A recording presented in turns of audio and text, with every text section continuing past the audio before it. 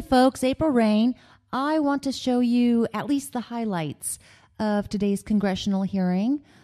It's not being covered that much in the news, and it should be because this has been going on. It's been an issue for 5 years. And they are just now, they being Wells Fargo, they're just now getting around to apologizing and kind of, sort of, but I get the feeling not really remedying the situation.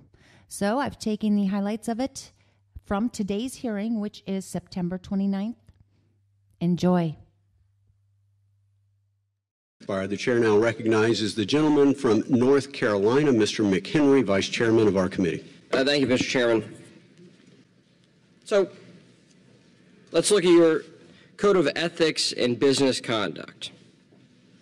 And you said in your message as CEO, we are all responsible for maintaining the highest possible ethical standards in how we conduct our business and serve our customers. The Code of Ethics, in fact, says our code applies to all team members, including officers, as well as directors of Wells Fargo and Company and its subsidiaries. It also says we are all accountable for complying with the code, as well as all company policies and applicable laws. And finally, it's critical that all team members have a solid understanding of our company's Code of Ethics and Business Conduct, and understanding that non-compliance with the policy may result in disciplinary action up to and including termination of employment. You clearly have failed. You've clearly failed in your own ethical standards internally. You have broken, and your company has broken, long-standing law. You've broken long-standing ethical standards that you have within your company. This has nothing to do with this debate about Dodd-Frank or anything else. You've broken a long-standing law, and you've defrauded your customers. How can you rebuild trust? How can you rebuild trust? And how can you get through this thing?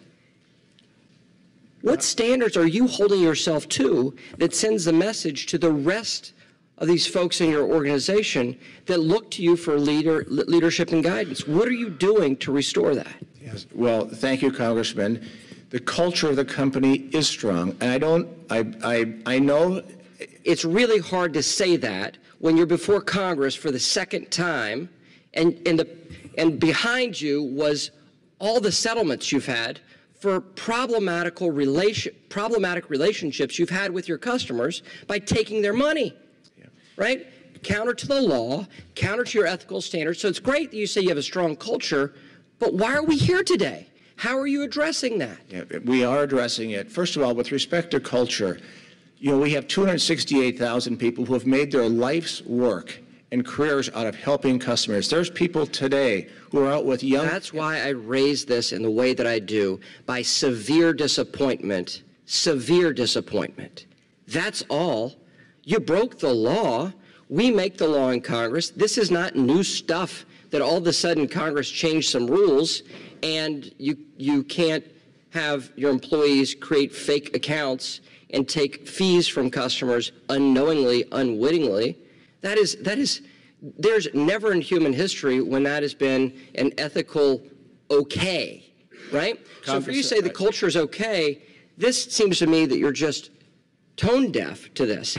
The final thing you need to think about, and your board of directors need to think about, is this. The impact you have is not simply on your institution, but the wider conversation on how my consumers can access credit. And the implications on what you've done and your leadership has done has this broader societal impact that is very negative.